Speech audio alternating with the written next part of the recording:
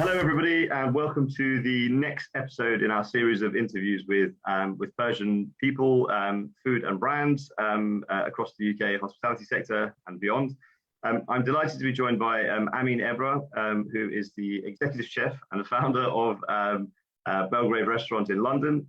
Amin initially started in hospitality in 2004 whilst he was studying architecture in London. He actually comes from a very strong kind of culinary pedigree. So his grandfather was the chef of the Shah, or the head chef of the Shah, and he was passed down his kind of culinary talent by his mother, who was actually, I'm told, a very good cook as well. So it's a really kind of strong culinary background. Amin has recently opened his second restaurant, and this time it's in Abu Dhabi, where he's speaking to us from now. His food philosophy is very much about merging the East and the West, and touching on food elements from across the Silk Road. Since his restaurant launched in London, he's won numerous awards and honours, and he's kindly agreed to give up his very precious time to join us and discuss his food philosophy. And in particular, we want to talk a little bit about desserts and puddings, which I'll come on to in a moment. It's one of the most underused, undervalued, underrated, under-discussed probably items in the Persian food scene. So it's something we'll come on to. I mean, very long introduction. Welcome. How are you? Hi, thank you.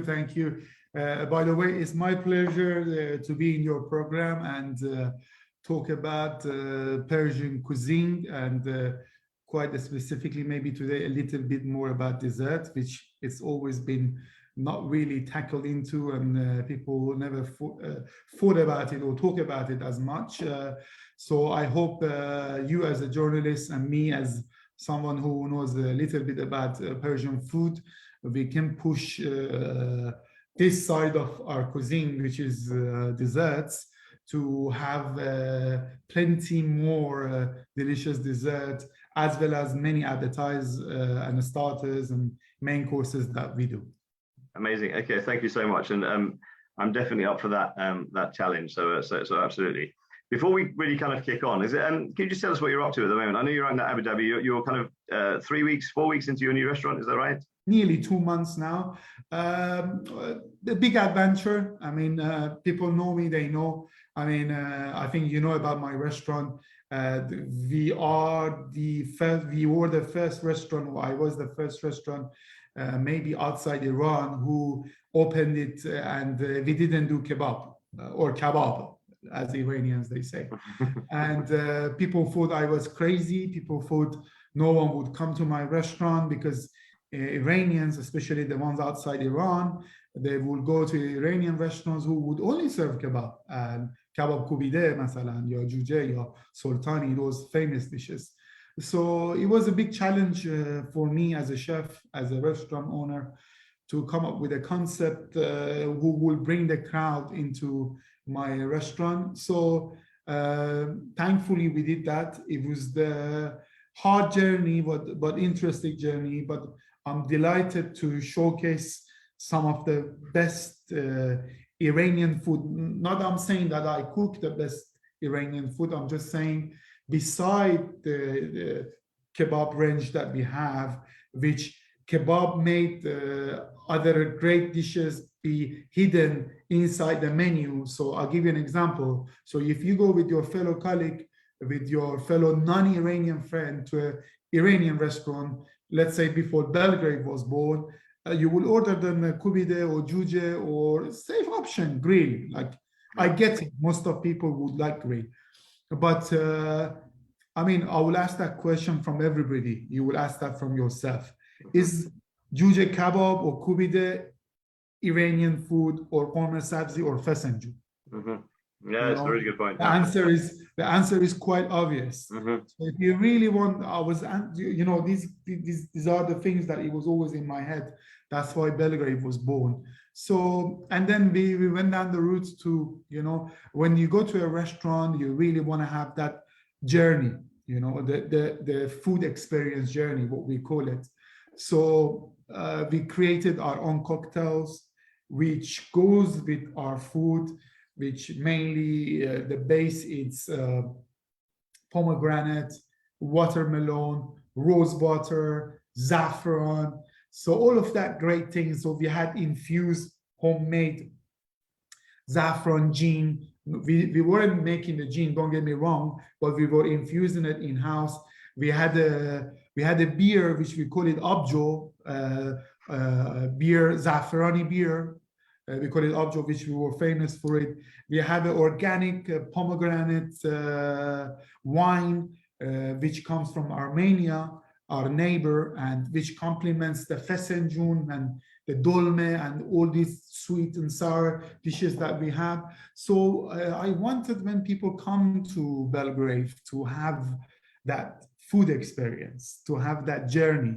Yeah. So the music, the ambience, the lighting, the knowledge that your waiter or the person who serves you. And thankfully, I think, you know, this is for the people to judge. I think I have achieved what I wanted in Belgrave, London, with showcasing these non-grill items. What I'm quite keen to understand from you is, because obviously you're trying to do something different, but actually it's kind of paying homage to everything that's traditional about our culture and the kind of, you know, the elements that you've taken from it. So what does hospitality mean to you? What is true Persian hospitality? I will come up with this example, and many of us who is Iranian or Persian would know this. So remember, if your mom would go shopping, or if your dad goes shopping, or whoever in the family who is responsible for that part, or let's say if your mom makes this amazing cake or amazing gourmet sabzi or this amazing meal, she goes to you like, you know, like, let's say I'm that kid. I said, Amin Jun, you know, don't eat these parts. This is for our mehmoon. This is for our guest. So what that means is, for those who are not Iranian and are watching this video, is the best part of everything in a Persian house, it goes to your guest. So your guest, you have to pamper him or she or whoever that is. He will sit in the best part of the house. He will eat the best part of the food, and he will get the best treatment. And even though, I mean, we're quite famous for that, actually, that's funny. Even though when he is going outside the house, you would escort him to his car or to his taxi or whatever. So maybe Iranians would not have the best food in the world. Maybe, my opinion, we are one of the best. But I would tell you, by far, we are the best people in the world who we were taught by our parents how to do hospitality. So hospitality is in our blood. Yeah. Hospitality is in our Persian blood, and no one can take that away us. Yeah. I love it. I so love it. I mean, we've spoken about kind of Persian like habits and behaviors and that sort of thing, and we have covered some of these things in previous conversations too. But the one thing we wanted to speak about, and I know you're quite passionate about this as well, amongst other things, but is puddings and desserts. So, I mean, just to kind of, again, set the scene, if we were to start this off, what do we know about the role that desserts have played in our culinary history? I mean, is there any reference to it that you can draw on, that you know from the past or from history, where you know, it has been discussed as a subject? I think one of the reasons why Persian food it's lacking in the dessert parts, it's because we are so good with the starters and main courses that we kind of, you know, forgotten about, as I say, or many chefs, they say, the best part of the meal. For me, the best part of the meal is the desserts. One of the an ancient desserts in the world, which it goes to many years ago. I don't want to come up with a number because truly I don't know, but for many years ago, it's palude, or nowadays we call it falude, which is palude. It comes from the word means paludan, which is refining, which is basically noodles made from rice, which is, I can say that, and it's a fact, it's maybe the first sorbet in the world that it was made by Iranians, And what does it have? It has the rice noodles. It has obviously ice, so water, rose water, and you can change it with faluda shirazi, which they put, let's say, jam or purees of albalu or different fruits like berries. Yeah. Or the classic one, which is the white with the fresh lime juice and some rose water, or the zaffarani one, which is saffron, again, lime juice. Lime juice is always there. And obviously some sugar, obviously. Yeah. So Falude goes to many years ago, and not, I think this is a fact. The only dessert, the only true desserts that Iranians or Persians they have, which we are very proud of it and which we really love it, and it's very refreshing and it's very good for you because it's rice noodles with some water and rose water, can't go wrong, for vegans, it's very good. For gluten-free people, it's very good. So thinking about it, back in the days, whoever invented this dessert, masterpiece. Yeah, absolutely. I do have it in my restaurant. I do change it and I make it look nice. I serve it with little jellies and sometimes with the ice cream on top, which is nothing new, I know, with saffron ice cream on top, which in Iranian we call it makhlut, or which is mixed. So this is the only thing. So maybe some people will come in later and say, no, I mean, we have other desserts. What is our others? Zulbia bamiya is not really a dessert. It goes down to the pastry line. Like all our great pastry, maybe Latife, Shirini Damarki, all of these, it's a pastry. It's not a dessert. Or like Akbar Mashti Basnani, which is one of our most traditional ice creams. Again, for me, an ice cream on its own is not a dessert. It's just the ice cream.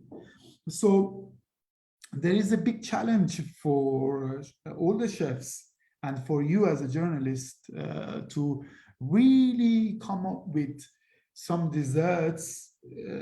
Yes, it's not like our cuisine has a stop and we cannot make another dessert and call it a Persian dessert. Yeah. I am saying to all the great chefs, especially pastry chefs, Iranian pastry chefs, that guys, please come up with some crazy, cool, and trendy Persian desserts, which could be made from pistachio, almonds, all these great things. Anar, which is my favorite fruit in the world. And so tell me about. So when we spoke before, you mentioned how important anar is to you, and I think it is to most Persian people, but you were especially passionate about it. So do you want to just give me a bit about that? Yes. So anybody comes to my restaurant, they think I'm from Shomal, the north of Iran, because you will see the sign of anar in every bits of my food. And people say, like, this guy just used anar. Like, I'm so sorry. I mean, this is what I like and this is what I love. It's one of the most fascinating fruits in the world. I mean, come on, guys, come on, seriously. Look into anar and see it itself. It's so beautiful. It has a white heart like Iranians, and it's so red from outside, and So that's a brilliant analogy, actually. Pure heart and rage on the outside, is that? Yeah, it truly represents us. It truly represents. It looks like a diamond, because of different cuts that it gets, and the taste always surprises you. Sometimes it's sweet, sometimes it's sour, and the explosion of each seed in your mouth is like a festivals of flavors. I mean, come on, show me another fruit in the world that it does that to you. Yeah, this is true. And us as Iranians, we should be very proud of this fruit that comes from us. So do you feel that there's, is there a movement now towards kind of refining what we already have or building on that? Or do you think there's an awareness amongst our community that we need to kind of develop our pudding culture, perhaps, or dessert culture? To be honest with you, now I see many amazing Iranian chefs which they have taken Persian food to the next level, which, you know, hats off for those people. Amazing. Please do what you're doing. I mean, you had interview with few of them. I am very proud to be part of this journey with them, if they allow me to say that. So a big up for them. I mean, I'll put my hands together for them, take my hat off for them. Please do that. But like I said, there is still room for us to push the desserts. Yeah. And I don't like to say, I like to challenge them to say that, to do that. No, I'll invite them very kindly to do that, because I think that is missing. Like what I'm doing in Belgrave, Abu Dhabi is, you know, I've gone around the world and I've seen what are the desserts that people really like creme brulee from French or France, or let's say cheesecake from, particularly from America, and Claire, which is the famous pastry from, if I'm not making a mistake, from France again. So with Claire, what we did, we cut it in half, and the filling of it is halwa, our halwa that Oh, we do. wow. Okay. And we put tahini sauce, or let's say arde, sauce arde on the top. And, you know, it tastes amazing. Creme brulee, we make it with saffron creme brulee. And on top of it, I put pashmak, candy floss. Wow. Okay.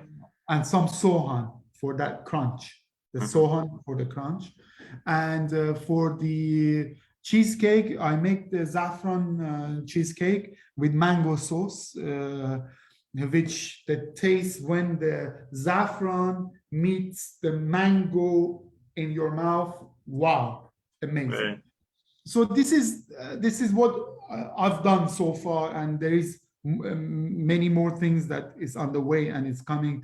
You know, chocolate fondant. What we did, you know, when the chocolate fondant melts, supposedly inside only has chocolate. So what we did with my pastry chef, we made the chocolate mousse and saffron mousse layers.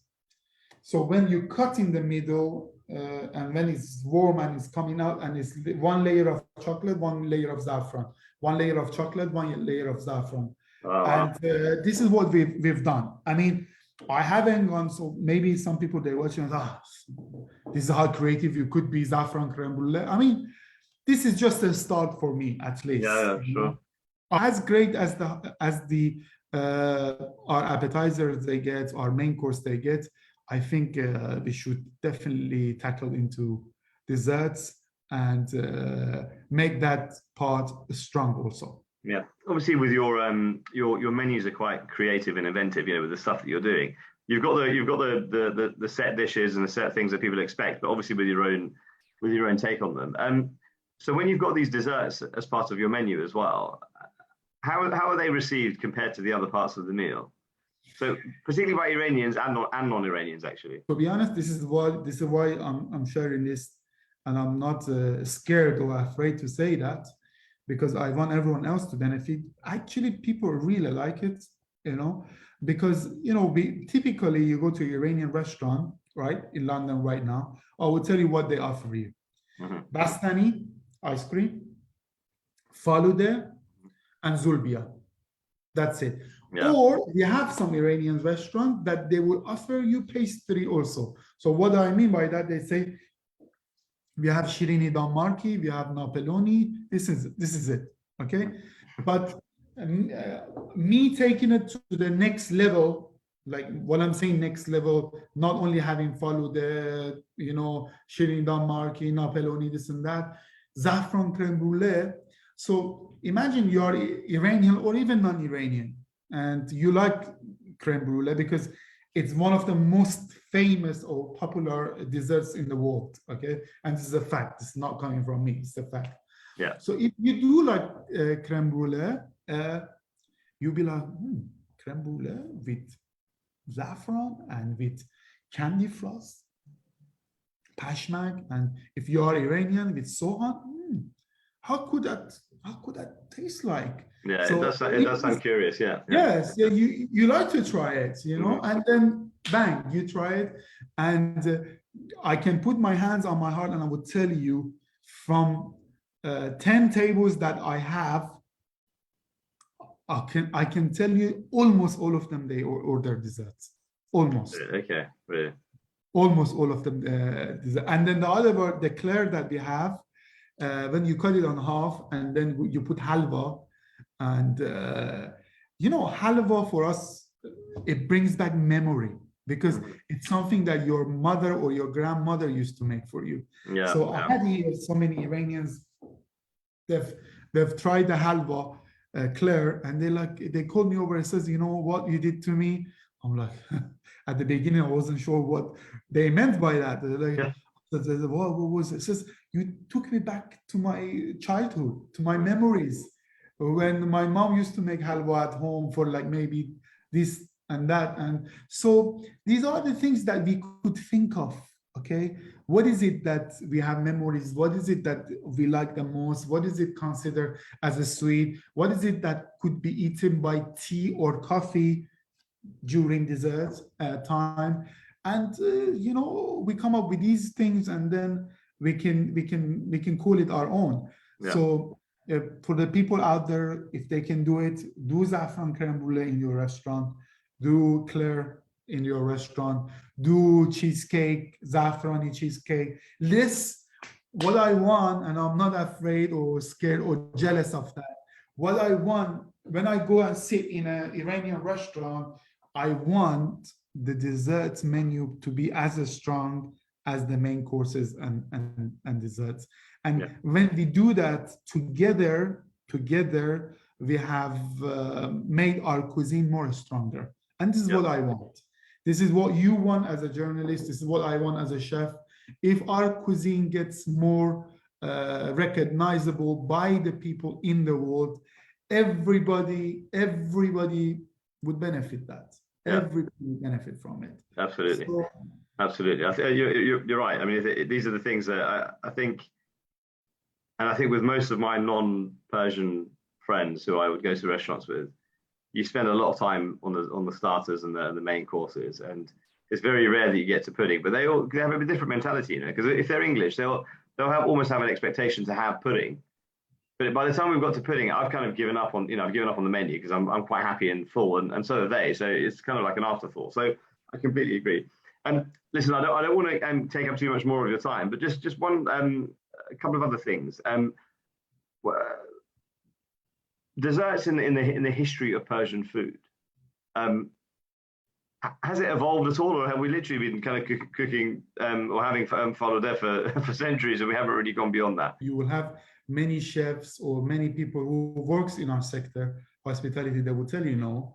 And maybe this is a great opportunity for Iranians or people who know about Iranian cuisine to create some amazing desserts. Guys, I'm talking about desserts, not pastry. Let's get that clear now. So please don't bombard me or you tomorrow and say, oh no, we have this. Yeah, why you didn't talk about this? What? No. I'm talking about desserts. I'm talking about something like creme brulee, something like saffron cheese, something like cheesecake, a dessert, not like a pastry, So no, it hasn't been evolved. And I think we talk about it. The reasons is we are too heavy on the desserts, on the starters. So it's definitely, you have pick up the right subjects with me or with other chefs to talk about it. And that's dessert. And it's something that is definitely lacking in our food culture, and we have to fix it. Yeah. Okay. Amazing. Thank you. And we have the tools. And the tools is these amazing chefs that and you already had interviews with them in your amazing page, and I've seen it. It's our responsibility and your responsibility to make it happen now. Yeah. Okay. All right. Got it. Yes, boss. Finally, before I let you go, what's next for you? So obviously you're focusing on the new venture in Abu Dhabi, and then you're back in the UK soon, hopefully. And what's next on your agenda? So I think I will be back in UK to change my menu in UK a little bit, maybe a little refurbishment in my restaurant, and to bring some of the dishes that I made in Abu Dhabi due to the bigger kitchen that I had here. But I am really seeking, and I would love to go to Los Angeles, California, where most Iranians they are there, and to have my next branch, hopefully in Los Angeles. And basically, this is the aim, that I'm sleeping every night and I'm thinking about it. To have my, because I'm doing something in Dubai very soon, but as exciting as it gets. But Los Angeles is the one that it got my heart for it. Like, so my heart is going like this till it happens. Yeah. Okay. Amazing. Well, look, I'm sure you do very well, and best of luck to you. Thank you so much for your time. Thank you. Thank you for having me in your amazing program. I need, honestly, not that you did the interview with me. I've been watching you and following you for a while now. Thank you for taking your own time and having this great page and showcasing hospitality and Persian food to Iranians and non-Iranians. Thank you very much. Oh, it's a pleasure. Thank you so much. That's very kind of you. Thank you, and hopefully see you very soon. Thank you. Bye-bye.